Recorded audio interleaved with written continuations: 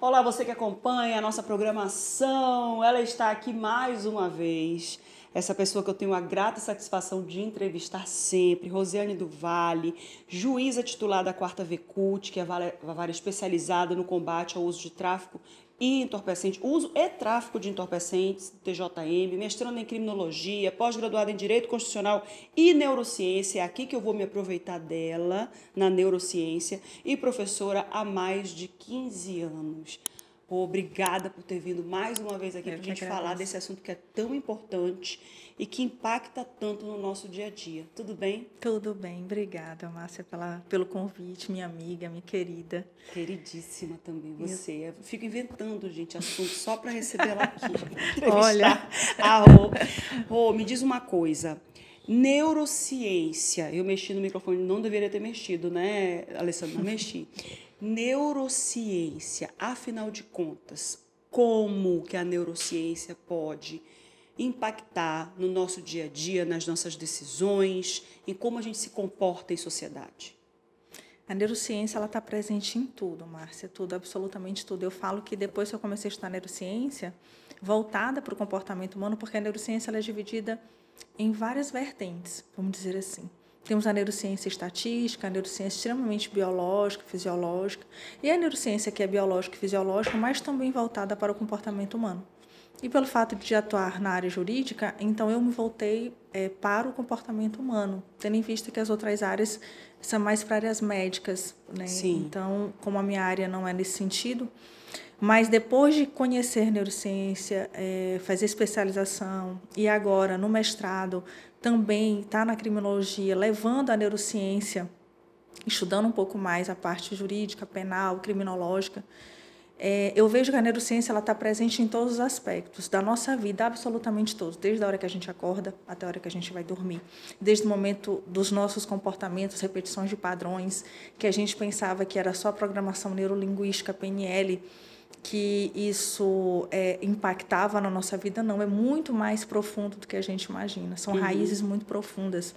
Por exemplo, o seu ciclo circadiano de sono, a hora que você acorda, a hora que você vai dormir, da hora que você acorda, todo o teu cérebro em funcionamento, como é que você se mantém, como é que você se levanta da cama, o que vai te levar a sair da cama para poder ir trabalhar ou para poder ter uma rotina de atividade física ou para poder cuidar do teu filho. Então, a neurociência, ela trabalha, se ela não estiver, vamos dizer assim, ela é uma ciência que ela vem estudar todo o funcionamento do teu cérebro, que isso impacta nos teus comportamentos do dia a dia. O estudo, vamos lá, deixa eu tentar traduzir aqui para eu entender também, porque aqui eu estou como receptora da informação, né? A neurociência, ela estuda as sinapses neurais, Sim. não é a parte fisiológica, biológica do cérebro, né? Biológica não. Na realidade, não nessa vertente. Sim, entende o que é o biológico, que é o que é o cérebro, o cerebelo, o hemisfério norte, o hemisfério, né, sul, eu acho, né, de um lado, do outro, lado direito, lado esquerdo, o córtex frontal, não sei o quê. A neurociência estuda as sinapses neurais, como é que funcionam essas informações lá dentro. Exato, e os neurotransmissores, né? E como que a gente pode programar isso, como que a gente usa isso, o que ele vem já construído da nossa infância, da nossa adolescência, como que a gente faz com que essas sinapses trabalhem a nosso favor. É tudo isso é neurociência? Tudo isso é neurociência. E aí, como é que a gente faz para botar eles para trabalhar a nosso favor? Por exemplo, os sentimentos, as memórias, como é que funciona isso aí para a gente? É uma reprogramação mental? Também, mas não é só isso, né? Não é só isso. Não é uma imersão num programa de reprogramação mental que vai fazer com que você saia de lá um novo ser humano. Não é assim que funciona. Existe um gatilho, um start, né, que pode até acontecer, mas não é isso que vai fazer com que você mude. Porque a neurociência, os neurotransmissores, eles começam essa formação desde o momento em que a gente está sendo gerado no ventre da nossa mãe. Sim. Então, quando a gente fala assim, escuta uma música, ou você... Como é que foi a tua... Todas as vezes, por exemplo, você vai num psiquiatra, a primeira coisa que ele vai perguntar é o seguinte: como é que foi a gestação da sua mãe? O que ele está querendo saber? Ele está querendo saber se existia algum impacto no momento no momento do gestar, ou seja, no momento em que estava aquele embrião, estava se formando, se houve estímulos externos, fatores ambientais, que contribuíram para uma má gestação, uma gestação difícil, uma gestação que trouxe doenças, não só físicas, mas emocionais para essa mãe. Porque esses fatores externos, que são chamados de epigenéticos, são ambientais, eles vão contribuir para que neurotransmissores que ela vai ter naquele momento, por exemplo, um excesso de cortisol, que o cortisol é bom, ele só não pode ser em excesso, que é um neurotransmissor que é do estresse. Nós precisamos dele para viver, mas não quando ele está... Eu falo assim que o nosso corpo humano ele é perfeito. Se você olhar para o corpo humano ele funciona todo em harmonia. E desequilíbrio ele sai num efeito dominó. E todos os órgãos dependem um do outro, cada um tem a sua função. E o cérebro, essa mente, esse órgão master, vamos dizer assim, o master heavy. Ele determina tudo. Então, quando a gente pensa numa gestação, esses neurotransmissores que estão passando por essa criança, essa mãe, ela teve excesso de estresse, essa mãe, ela passou por um parto difícil. Uma das primeiras perguntas que eu estudando criminologia sobre o cérebro do criminoso, e eu fiquei assim, cada artigo científico que eu lia, cada pesquisa, cada dissertação que eu li, eu falei, meu Deus, isso é encantador. Então, assim, porque o conhecimento, ele liberta você de determinados estereótipos, determinados julgamentos. E eu, como juíza que trabalho numa área criminal, eu passei a olhar para o criminoso, não no sentido de validando a conduta dele, não é isso, mas entendendo que só uma punição no sentido do cárcere, na prisão preventiva ou na prisão condenatória em regime fechado, ou seja, o que for, aquilo não vai ser suficiente para que ele pare. Porque existem raízes muito mais profundas, que desde o ventre daquela mãe, ele vem de uma família disfuncional, que aquela mãe ela transmitiu um excesso de cortisol, que esses neurotransmissores, eles foram produzidos, que aqui nós temos vários, que eu não vou entrar na parte tão científica, até porque eu acredito que para as pessoas compreenderem, mas são neurotransmissores que a gente vai produzindo em certas regiões do cérebro, córtex pré-frontal, órbito frontal, que existem alterações dessas sinapses neurais. Sim. E quando você altera essas sinapses neurais, elas vão sendo, alterou na mãe e que automaticamente ela já está passando para o embrião. E essa sinapse neural que foi construída, esse caminho neural construído, ele já vai nascer uma criança com problemas já no DNA, que é justamente o que eu trato no livro, que há uma alteração no DNA. Foram feitas várias pesquisas de pessoas que cometeram crimes, que tiveram ou partos muito difíceis dessas mães, ou essas mães passaram por um momento de estresse extremo no momento em que estavam grávidas, ou eles receberam pancadas na cabeça, que também pancadas na cabeça são capazes de alterar. Quando eram crianças. Ou até na fase adulta, dependendo da lesão cerebral, que às vezes a pessoa tem e nem sabe. Existe até um caso muito emblemático nos Estados Unidos, que o rapaz que estava já na iminência, né, de ir para pena de morte, enfim, estava indo para no caminho, eles têm um direito, eles têm uma prerrogativa que é de fazer um pedido. E um deles fez o pedido que quando ele morresse, quando ele fosse executado, estudassem o cérebro dele, porque ele tinha certeza que existia algo que ele não conseguia explicar. E lá existe muita justiça penal negociada, né, o Ministério Público, enfim. E aí ele não teve aquela instrução processual como a gente está acostumado aqui no Brasil. E aí estudaram e viram realmente que ele tinha tido uma lesão na adolescência e que essa lesão alterou o cérebro dele. Isso há muitos anos atrás, isso em 1980. Hoje já se faz essa análise, essa ressonância, com todos os aparelhos mais, vamos dizer assim, modernos, para saber se essa pessoa, quando alguém alega, fulano é inimputável. Inimputável na linguagem jurídica significa dizer que ele não tem plena consciência dos seus atos no momento do cometimento do crime. E aí, vamos analisar esse cérebro. Será que me traga um laudo de que essa pessoa realmente era inimputável, de que ela não tinha conhecimento, não sabia do que estava fazendo? E existem pancadas na cabeça, lesões, que pode acontecer de você perder totalmente o controle do seu córtex pré-frontal. Totalmente. Deixa eu só atualizar vocês que estão aí do outro lado. Eu vou pedir para colocar aqui o link do livro. A doutora Rosiane do Vale escreveu um livro junto com outras juízas, o nome do livro é Magistradas, onde no trecho em que ela escreve a justiça na ótica delas. De antemão aqui eu já acho excepcional esse assunto, porque a gente precisa conversar sobre isso. A gente não pode só trazer preconceitos, né? Que é aquele conceito já determinado a partir das nossas vivências, da nossa ignorância, né? E trazer aí toda uma série de definições que a gente cria e constrói. Nesse livro, ela faz um estudo sobre o cérebro criminoso na ótica genética e epigenética, tá? Qual é a diferença do genético para o epigenético? Aquele que ele já nasce. O genético. É o genético. O DNA dele já está alterado. E aquele que ele se torna. Ou então os dois. O epigenético é de acordo com o ambiente, com o que ele vive, com as experiências que ele vai tendo, vai construindo aquele conjunto de pensamentos, de hábitos, de ações que podem desencadear ou construir uma pessoa criminosa. São neurônios espelho. Exatamente. É isso que eu entrar nesse mérito agora, de que o fator epigenético é tão forte, ou seja, os fatores ambientais.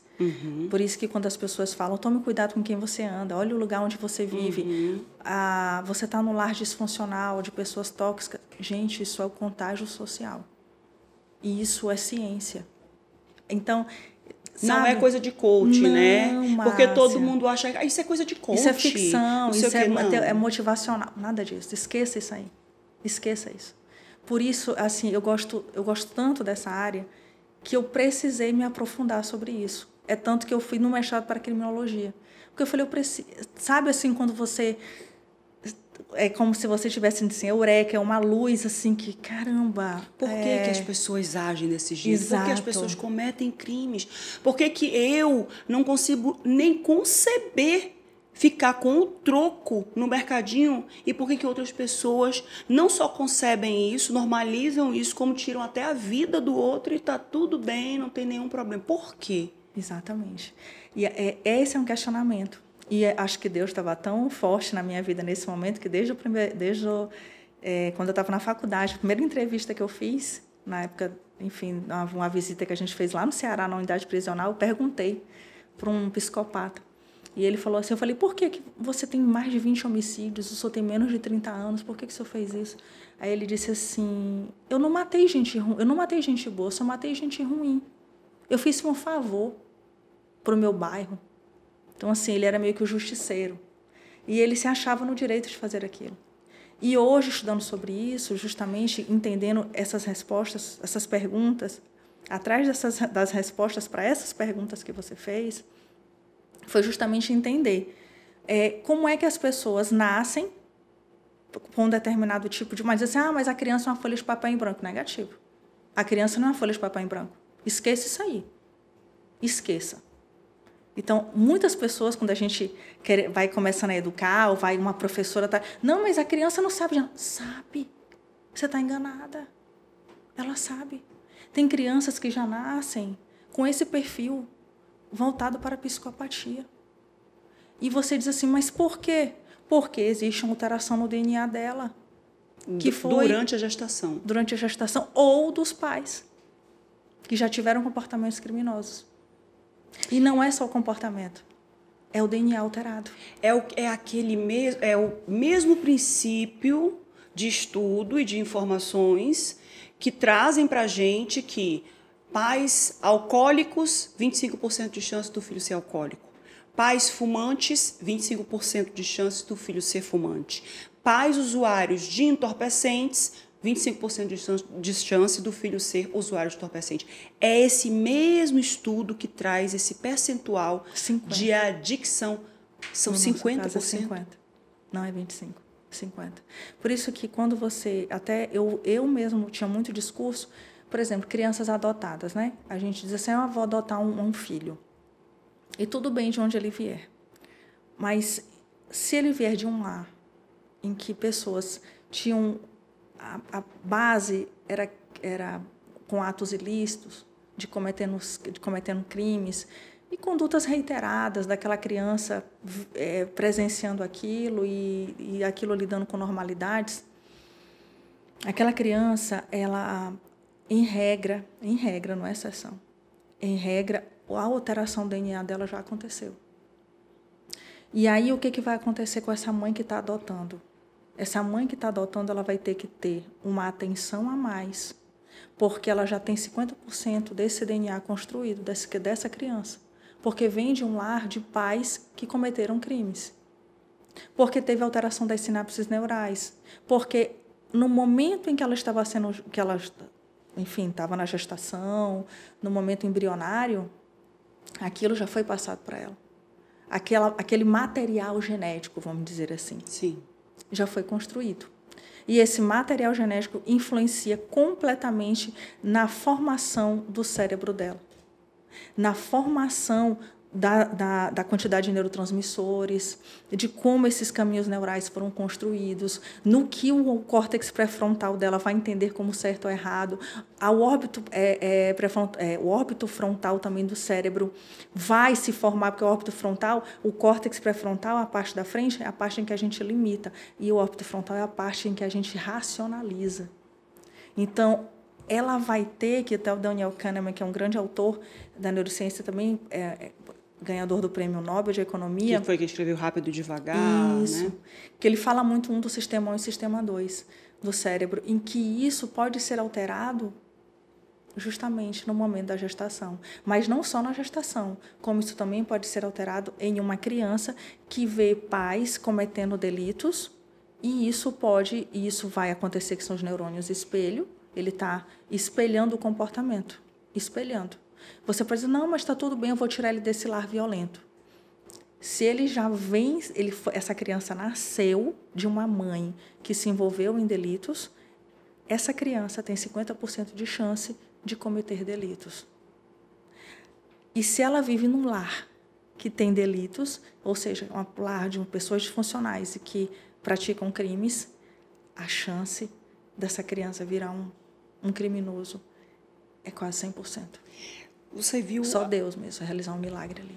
É mesmo? Não tem como reprogramar isso? Tem, mas aí que tirar essa... É DNA, porque ele já teve alteração no DNA. Isso aconteceu em relação da gestação e em relação do ambiente. Exato. É genética e epigenética junto. E aí, como é que reprograma essa criança? Essa mãe que vai adotar, que vai retirar essa criança que foi já gestada nessa situação, alteração de DNA, e vem de um ambiente epigenético, essa mãe vai ter que ter muita criação de memória, muito amor e muito acolhimento. De memórias, isso, né? E ela vai ter muito trabalho pela frente.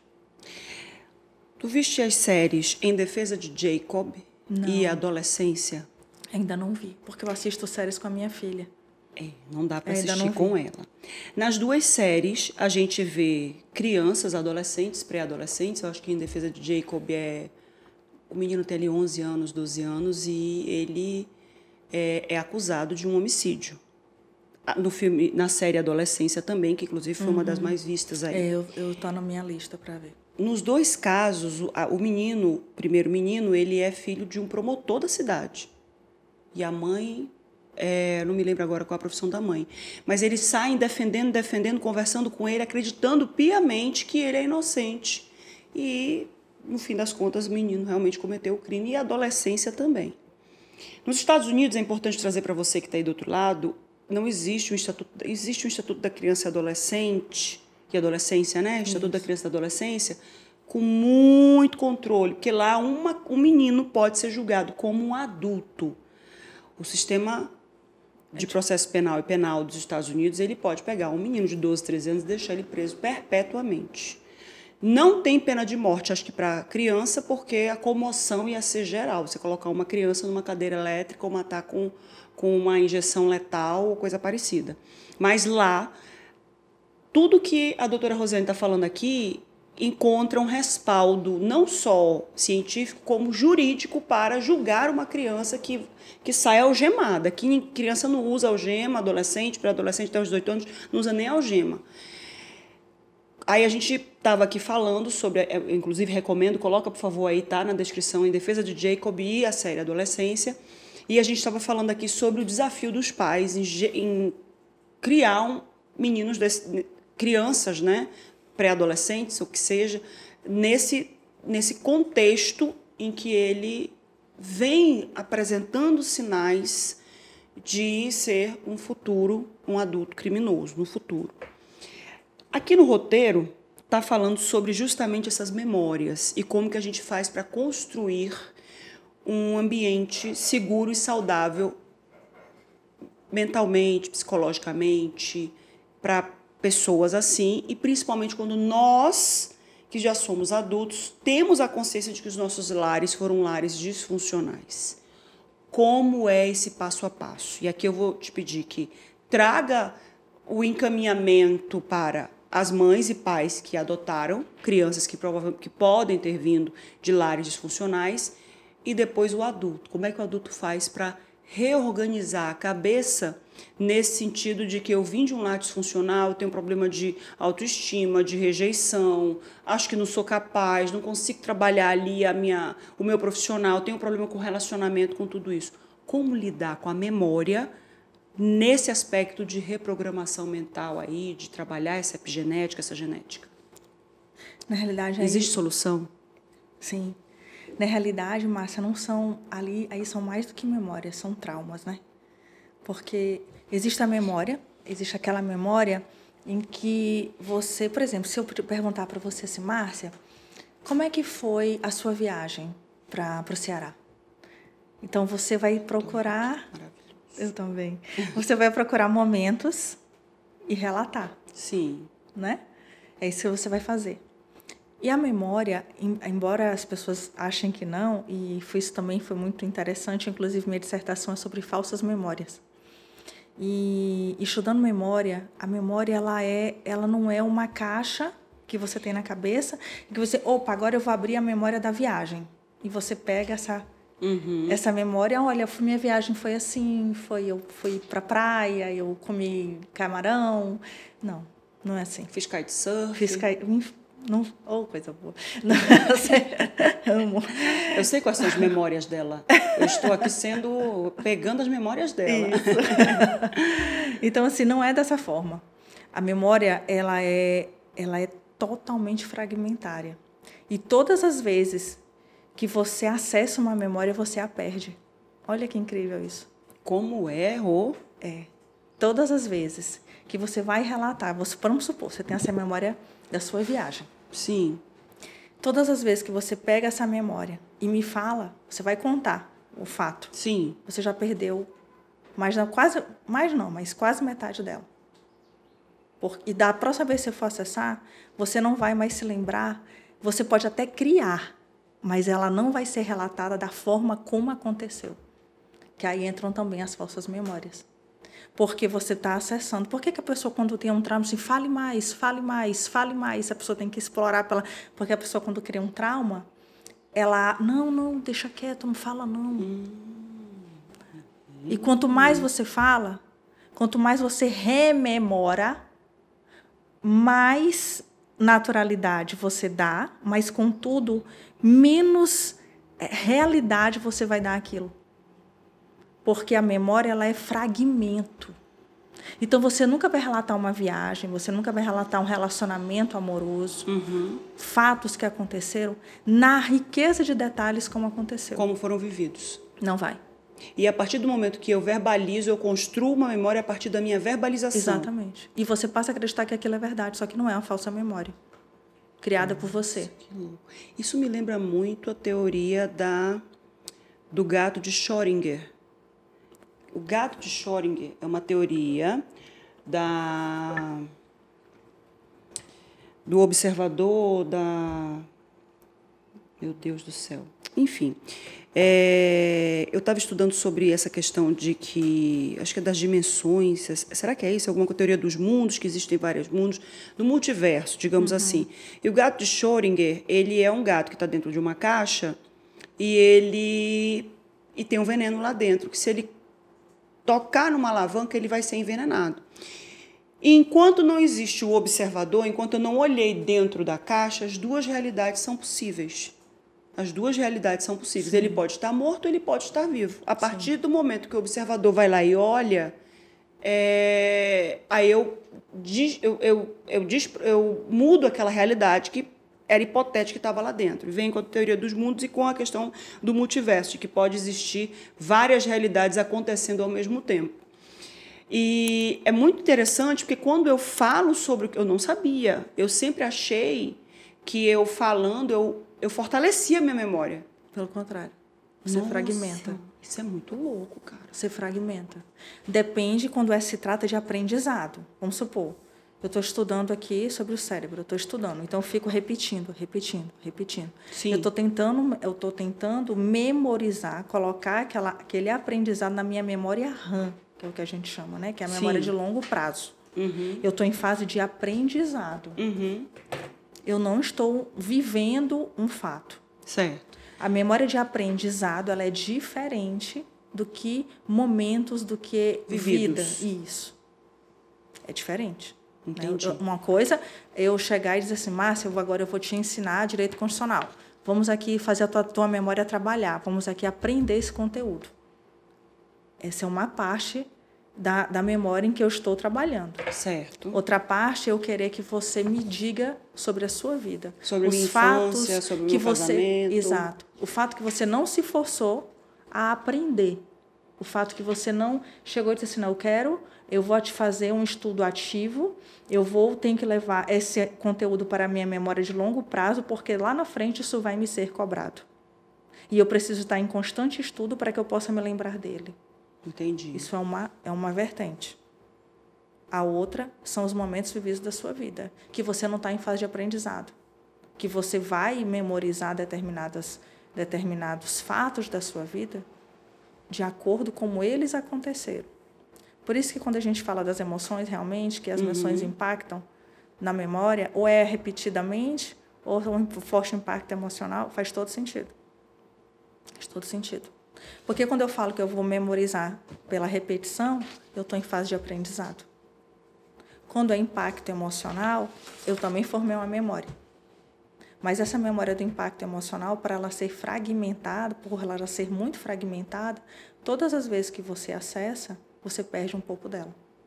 Então, você nunca vai relatar com ela, você nunca vai contar um fato, ele sendo 100% verídico. Não foi daquele jeito. Então, vamos lá, entrando aqui no contexto de que a gente está falando de criminosos, de que tiveram uma gestação extremamente complicada, com pai e mãe usuários de entorpecentes dentro da criminalidade, aí eles saem. Primeira coisa que tem que fazer, a partir do momento da condição de sou um ser humano, é terapia. Exato. Tem que entrar na terapia. Necessário. Para que a pessoa repita e comece a quebrar. E o terapeuta comece a quebrar aquela consciência do que ele tinha, que é disfuncional. Quanto mais uma criança ou um adolescente, inclusive, só para dar antes de responder, a criança até os 12 anos, ela forma a memória para o subconsciente. Então, até os 12 anos, essa memória de subconsciente, ela é tão forte, Márcia, tão forte. Até a neurociência ainda tem estudos científicos dizendo que seria até os 18, mas não. Até outros um pouco menos conservadores, que vai até os 25. Mas até os 12 anos, que é a primeira infância, são memórias construídas que essas memórias elas vão determinar padrões de comportamento da fase adulta. Então, a importância dessas memórias construídas, ou seja, do que você vai dar para essa criança, porque a partir do momento que essa criança vem de um lar disfuncional e ela precisa ser tratada, ela precisa passar por um processo de psicoterapia, enfim, qualquer outra vertente, no sentido de que ela vai ter que verbalizar essa memória, ela vai ter que falar sobre isso. E quanto mais ela fala, ela precisa de uma orientação terapêutica, porque cada momento, vamos supor, ela conta para a mãe adotiva, ela conta para um amigo, e ela conta não como aconteceu, mas ela conta, às vezes, já criando a mais do que aconteceu. Com a experiência dela de dor. Exato. E aí o que acontece? Ela passa a acreditar no que ela está falando. Por exemplo, tem uma Elizabeth Loft, é uma grande neurocientista, inclusive especialista em falsas memórias. É uma escritora americana e palestrante, enfim, até esteve no TEDx. E ela fala que uma das pacientes dela, ela acreditava que ela tinha contribuído para a morte da irmã na piscina. Porque a mãe dela disse que ela deixou a filha mais velha com a mais nova na piscina tomando banho, e a filha foi pegar a bicicleta e saiu, deixou a irmã sozinha. As duas crianças? Sim. Não, a mãe saiu e a irmã mais velha saiu também. Sim. Só que a irmã mais velha tinha ficado responsável pela menorzinha. Sim. E a menorzinha se afogou na piscina e morreu. E a mãe, no momento de dor, ela contou isso para a filha. E a mãe morreu acreditando que isso tinha acontecido. A mãe morreu acreditando que isso era verdade, e a filha se criou acreditando que isso tinha acontecido. Até que ela encontrou a secretária que trabalhava na casa e que viu todo o episódio e que conseguiu, na fase adulta, conversar com ela e dizer: não foi desse jeito que aconteceu.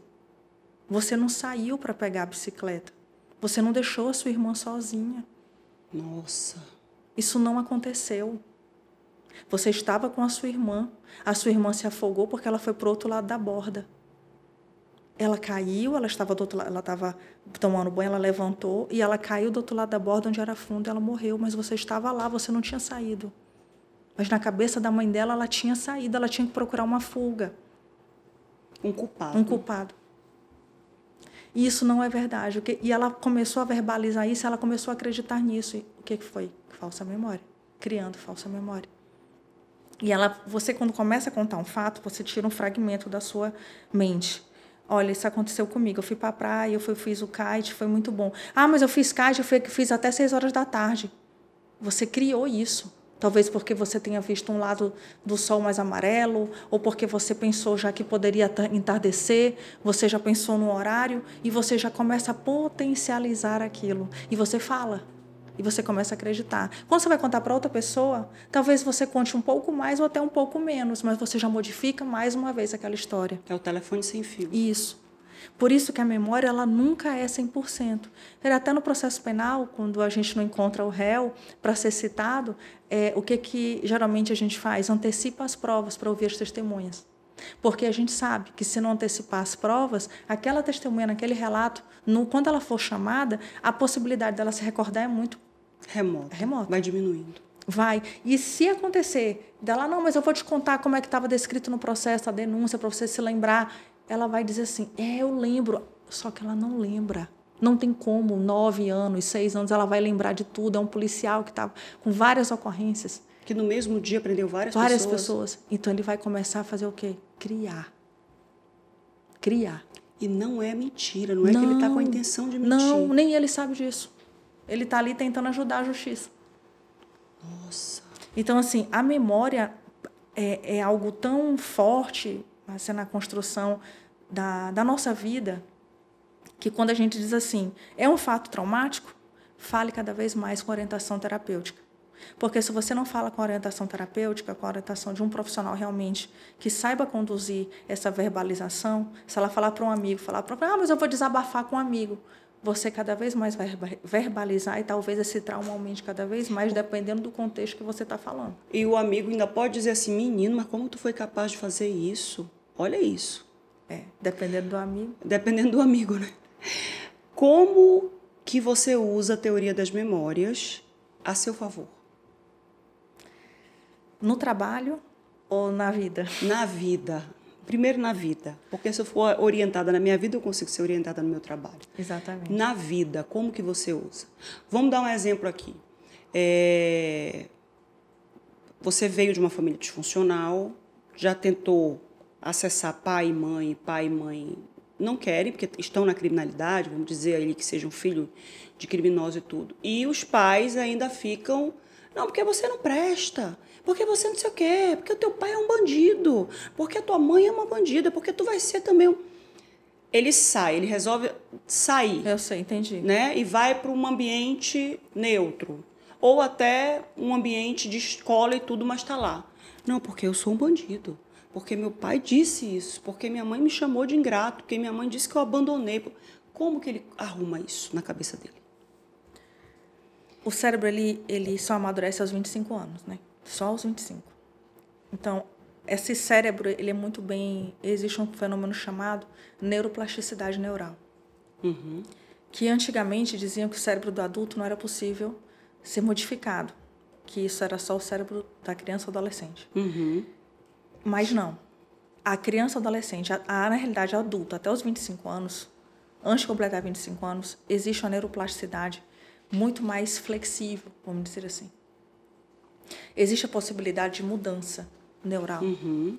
Ou seja, de novos caminhos neurais, novas sinapses, produção de neurotransmissores, que vão fazer com que esse cérebro disfuncional, traumático, ele possa ser reeducado, vamos dizer assim. Mas, para isso, ele vai precisar, primeiro, sair daquele ambiente tóxico, que, pelo seu exemplo, ele já saiu, e ele precisa, muito, muito, muito, Márcia, em primeiro lugar, de amor, acolhimento, hábitos saudáveis, sono reparador. O sono, a gente pensa que não, mas o sono ele dita assim 60% de um tratamento voltado para seja o que for, seja qualquer síndrome, seja problemas neurológicos, seja psiquiátricos, o sono eu até arrisco a dizer que até mais, é quase 70%. Porque no momento do sono, o sono ele te traz... quando ele diz, mas o sono oxigena o cérebro, quem fala isso não está mentindo, não. Porque no momento que a gente dorme, o nosso cérebro passa literalmente por uma lavagem cerebral. Existe uma produção de líquidos em que há uma hidratação, vamos dizer, eu estou falando de uma maneira para que você possa entender. Sim, claro. Uma hidratação cerebral no sentido de que eu peguei esses hormônios, eu reduzi, eu trouxe cada local, cada hormônio para o seu lugar. Uhum. E agora eu digo assim, agora você pode acordar o teu ciclo circadiano de sono, você cumpriu 1h30 ali do teu sono e você está apto a voltar à sua existência, porque é uma morte e vida, quando a gente já dorme e acorda. Embora você não esteja morto, mas é um momento em que teu organismo está em movimento, mas em movimento de renovação. Ele fica lento, o batimento cardíaco isso, cai. mas ele está se renovando. Por isso que eu digo, a cada dia de amanhecer, é um recomeço, porque o seu corpo está recomeçando. O seu cérebro, as suas células dermatológicas, nossa pele está se renovando. Todos os dias eu tenho uma pele renovada. Todos os dias eu tenho um movimento de pele. Então, é isso que, quando a gente diz assim, mas essas memórias eu posso reconstruir no adulto, eu posso reconstruir na criança ou no adolescente, e na minha vida, como eu faço tudo isso? Quando a gente tem esse conhecimento, assim, eu digo, quando você sai um pouco do geral e começa a estudar sobre isso, a gente começa a perceber que pequenas atitudes de seleção ambiental externas impactam diretamente na minha vida cerebral, na minha vida fisiológica. Mas isso é tão forte. Eu fico ainda admirada como as pessoas não... Aí as pessoas acham que isso é raso, que isso é fictício, é de rede social, é bobagem, entende? Então, assim, o teu sono, os teus hábitos alimentares, produtos extremamente inflamatórios, como o leite, o excesso de açúcar, gordura, a carne vermelha, carne saturada, a gordura saturada. As pessoas com quem você convive, que tem o neurônio espelho, que é isso que eu queria falar. O neurônio espelho é você espelhar o comportamento do outro. Porque se você espelha o comportamento do outro, aí que vem a parte epigenética, a parte que eu falo no livro também, que são o ambiente externo. Se eu estou convivendo com você e você é uma pessoa que está no meu convívio todos os dias, ou então com muita regularidade, a minha essência, o meu cérebro vai entender que eu preciso te copiar. Porque existe uma coisa chamada neurônio espelho. A minha conexão neural, a minha sinapse neural vai te olhar e vai dizer assim, eu vou te imitar. Ah, mas eu vou te imitar como? Vamos supor, mas a Joana está ali, não é uma pessoa que merece ser imitada, eu não quero nunca o comportamento dela. Você vai refletir o comportamento dela. É inconsciente. Inconsciente. Porque existe uma coisa chamada contágio social. E o contágio social, ele produz sinapses neurais, e os sinapses neurais decorrem do neurônio espelho. Você vai espelhar o comportamento do outro. Se o outro está em sofrimento, você vai ser uma pessoa sofrida.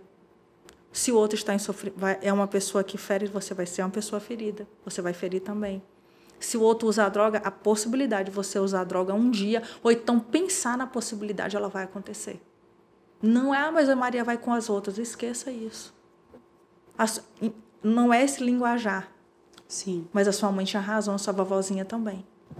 Quem com porcos se mistura, farelos come. É, exatamente. E vai comer sem tu querer. Exato.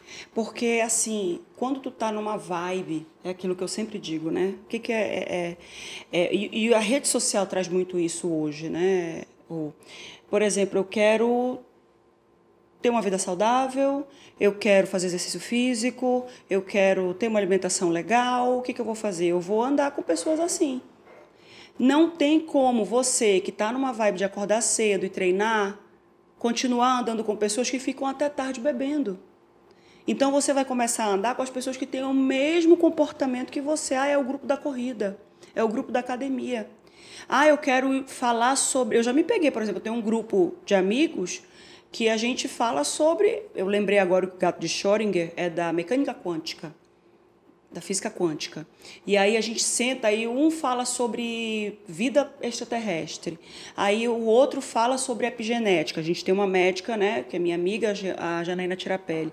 Eu já me peguei pesquisando, eu falei, eu vou pesquisar o que é física quântica e mecânica quântica, eu vou jogar na mesa na próxima vez, eu quero que o Roberto resolva essa equação. O Roberto é o que sempre fala sobre vida fora da Terra. Então, você acaba se instigando a ter assuntos edificantes, de crescimento e tudo mais. Isso é inevitável. E eu digo isso porque eu vim de uma família extremamente disfuncional. Meu pai hoje é o mais centrado, minha mãe se perdeu, meu irmão se perdeu a vida toda, né? Então, assim, e eu tive que sair da convivência deles, porque estar na convivência com eles é uma doença. Sim. Eu vou falar aqui para a juíza da Vecute, é Vecute, né? Meu irmão é adicto até hoje, meu irmão é usuário de entorpecentes até hoje. Ele começou com quantos anos? 13 anos. É isso que eu ia falar agora. Ele começou com 13 anos. Aí a gente cai naquela história do até os 12 você forma memória. Minha mãe é uma pessoa desregrada, ela acha que bater é que é a solução, então ela sempre bateu demais na gente. Era galho de goiaba, era fio elétrico, era a colher de pau. É por isso que quando dizem por aí, eu apanhei a vida toda e não morri. Não morreu fisicamente, mas psicologicamente você está morto e enterrado. Não é saudável, eu sou contra bater em criança. Porque o adulto, quando é punido, ele não apanha. Inclusive, se um adulto bater no outro, vai preso. E eu tenho a legitimidade de bater numa criança porque eu geri e botei aquela criança no mundo. Eu posso bater? É uma palmadinha educativa. Não existe palmada educativa, isso é agressão física. E completamente injusta, porque é um serzinho muito menor do que você.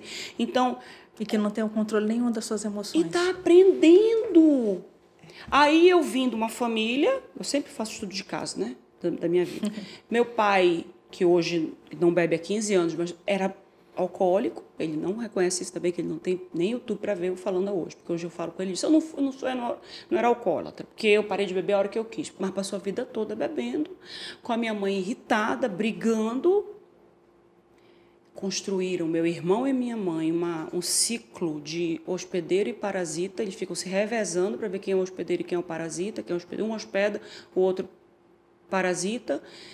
E eu, que saí da convivência deles aos 25 anos, com 25 anos eu resolvi que eu não conseguia mais viver aquela vida com eles. O seu cérebro estava formado, né?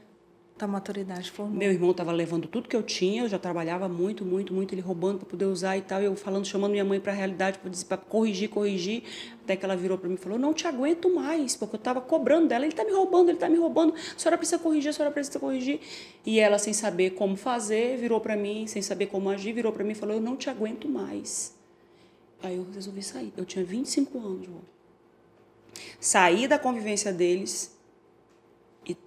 E tem mais ou menos, no ano passado, né, eu tive um câncer de mama e eu precisei cortar vínculo, inclusive de falar com ela. E hoje, todo dia eu penso nela, mas todo dia com sofrimento. Nunca é uma lembrança alegre e feliz. É sempre uma tristeza. E aí hoje eu tento o quê? Para de pensar nisso. Lembra da sola do pé aí. Por que a sola do pé, né? Porque a sola do pé nunca é lembrada e te traz para o momento presente. E é uma tristeza. Eu saí, e por eu ter saído e ter cortado o vínculo, eu os abandonei. Aí meu irmão, quando eu encontro, que tem 45 anos, ele diz, você abandonou a gente. Eu falei, é máscara de oxigênio dentro do avião. Eu precisei me livrar disso. Porque eu tentei internar 4 vezes e não consegui. Ele saía, com 15 dias ele saía. A internação compulsória, sabe aquela que a família está brigando? É a compulsória. Você entrou no método sobrevivência. Eu tive que entrar. Só que aí, a minha mãe, ela é muito difícil. Apesar dela ter lá os aluguéis que ela se sustenta e tudo mais, ela entrou minha filha me abandonou. E aí é um problema, porque ela já ligou até para a polícia. Sabe assim? Sim. Porque quer que eu viva, que eu conviva com aquela vida. Eu não posso conviver aquela vida mais. Porque aquela vida me tortura, aquela vida me castiga. E existem vários estudos que dizem que câncer é o resultado multifatorial psicossomático. É verdade. Imagina só, olha o dilema da vida. Então, são 2 pessoas que te exigem, que te cobram, e aí, em que memória da minha vida diz que eu sou obrigada a ficar resolvendo o problema de um homem de 45 anos, que é o meu irmão. Que, coitado, está usando droga até hoje. Mais de 30 anos, 32 anos usando droga. Mas eu não posso fazer mais nada por ele, se ele não quiser sair disso. E vai sair um dia, com 45 anos, usando droga há 32. Eu vou te falar da cannabis sativa. A cannabis sativa ela é utilizada antes dos 18 anos. Até, enfim, alguns falam 25, mas até antes dos 18, ela tem danos cerebrais irreversíveis. Irreversíveis. Mas o quê? O que vai acontecer? Eu fumo maconha, eu não sinto nada. Agora. Não é do dia para a noite. Nada do dia para a noite.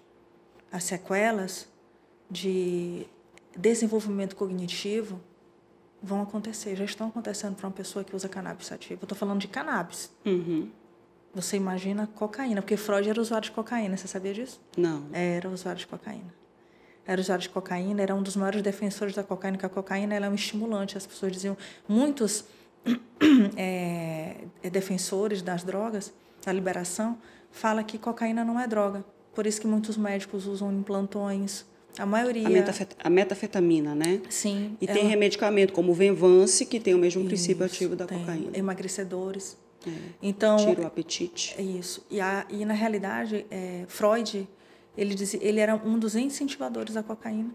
E até que um amigo dele perdeu o dedo num manuseio com cadáveres, era um médico, perito, e ele disse, ele sofria muitas dores, ele disse, não use cocaína, porque a cocaína ela é um estimulante, ela vai fazer com que aumente a tua produtividade e tal. E ele começou a usar, e ele entrou em overdose e não conseguiu mais sair. E ele já era um adulto. O que eu estou querendo dizer? Que a droga, seja ela usada, ela na vida adulta é ruim, ela na vida da infância ela é muito pior. Porque eu estou falando de cannabis, a cocaína é muito pior, o óxi é a pior de todas, que é a pedra, porque a pedra existe muita mistura química, ela é o resto da cocaína com várias misturas. Eu falo isso porque eu trabalho na vara de tráfico, então tem que estudar um pouco sobre droga, né?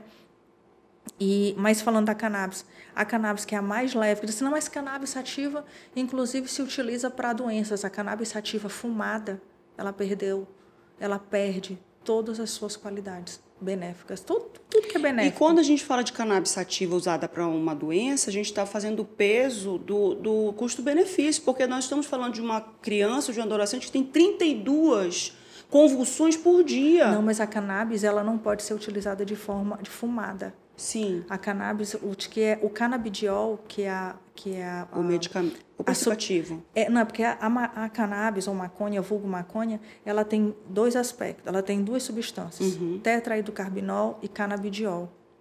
O THC é o que vicia, é o que faz mal para o organismo, é o que acaba com os teus neurônios, é o que diminui o desenvolvimento cognitivo. E o canabidiol é o CBD, que ele é justamente a parte que é boa da cannabis. É onde nós vamos trabalhar com doenças neurológicas, é onde o tratamento de ansiedade é um medicamento. Então, o que é que se faz com essa planta? Retira o canabidiol e descarta o THC. Sim. E aí se faz o óleo, se faz comprimidos, só com canabidiol. E que o nosso organismo, nós produzimos canabidiol de forma fisiológica no nosso organismo. Nós temos o sistema CBD no nosso corpo, naturalmente. Por isso que faz tão bem o óleo da cannabis para determinadas disfunções. Sim. E o THC, quando ele é utilizado, assim, mas o THC na época do Bob Marley todo mundo usava, seu irmão usou com 13 anos.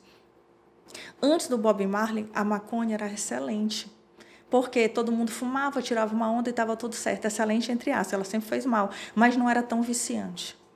Hoje não, né? Mas com o THC foi sendo muito, financeiramente era muito bom, a cannabis é cara, e o mercado do ópio na época era extremamente lucrativo. O ser humano é terrível. O que o ser humano fez? Ele foi lá e mudou o DNA da planta. Então, nós modificamos o DNA. Então, o THC hoje tem um poder viciante 80% maior do que era na época, antes de 1980. Então, os danos cerebrais são muito maiores. E ainda inventaram a skunk, que é uma super maconha. É a modificação do DNA da planta. A skunk, o valor dela é absurdo. Então, por isso que é difícil, o seu irmão ele teve uma modificação cerebral, ele teve danos cerebrais que são irreversíveis. Ele precisa de tratamento psiquiátrico e medicação, droga mesmo, que eu falo droga, medicação. Droga lícita. Lícita, para que ele possa usar para poder ter controle dos seus atos, porque ele não tem mais. Ele acabou. E tem que querer, né? Mas aí tem que ser compulsório. Porque quando chega nesse estágio, ele não tem mais discernimento. Ele não existe mais à vontade. Ele não tem como dizer assim, eu quero, porque ele não consegue. Não existe mais isso. Não existe mais essa... Ele está à mercê da droga. Exato. Ele não tem mais controle nenhum nas decisões dele. A droga já corrompeu toda a possibilidade de discernimento dele. Não tem mais. Não tem mais. É uma pena, né? É uma pena. E, infelizmente, a mãe, que podia ter puxado um pouco mais e tudo, eu me lembro que a primeira vez que eu consegui interná-lo, ele queria sair e ela escondeu ele em casa, para eu não descobrir, para eu não devolver ele para a internação. Quando eu cobrei isso dela, ela disse, tu queria que eu fizesse o quê? Ele não queria ficar lá. Fechasse a porta e não deixasse ele entrar. Sim. Ele tinha que sentir o peso da decisão dele. Não tem para onde voltar. Se tu não sair daí e tratar, tu não tem como dormir em casa. Mas eu não era mãe, né? Eu tinha que contar que ela tomasse essa decisão e, infelizmente, também não teve força para tomar. Para a gente finalizar aqui a terapia da Márcia Lasmar... Oi, amiga. Existe como você reprogramar essas memórias? Eu me lembro que eu fiz um exercício uma vez num curso que você visualizava a família bem, alegre no Natal, que Natal é a melhor época do ano para mim e tudo, e eu começava a sentir aquela sensação de bem-estar com tudo bem. Isso é um bom exercício para você poder organizar os seus pensamentos com relação a isso, ou você está fugindo da realidade? Não, para amenizar essa memória, vamos dizer assim, porque esse caminho já foi feito, né? Então, para você colocar aquela memória em cima de memória em cima de memória, quanto mais memória positiva, mais essa negativa vai descendo, né? Mas ela vai continuar ali, você não vai apagar. Ela só vai ser sobreposta. Vai arrefecer, né? Vai se sobrepor.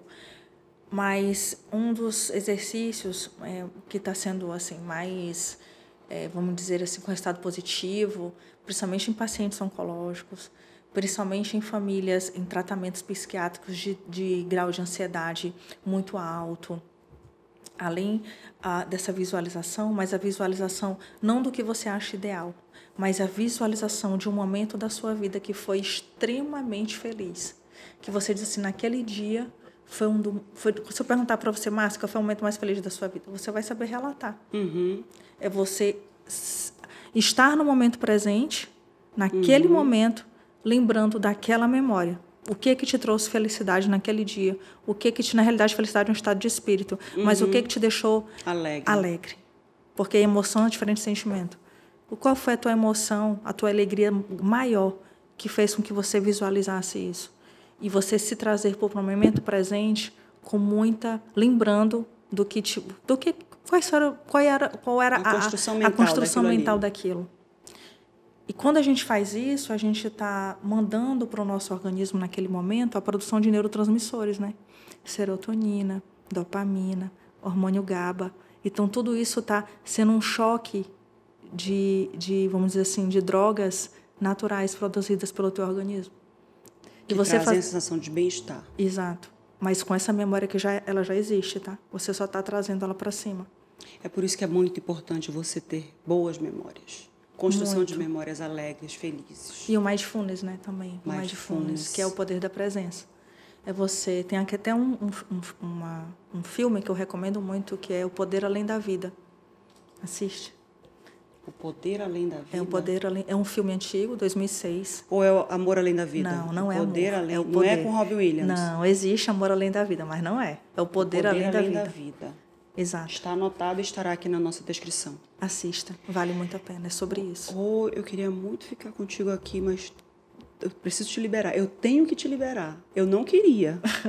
Quero deixar claro isso para todo mundo. Inclusive o pessoal que fez a terapia comigo, o que acontece aqui fica aqui. Não contem para ninguém o que vocês ouviram aqui. Por favor. Mas eu preciso te liberar, mas essa é uma conversa que daria aí uns 3 dias de entrevista, deixa que eu pergunto, né? Recomendações de livros que não sejam magistradas, para que as pessoas leiam sobre neurociência. Tem algum? Tem, sim.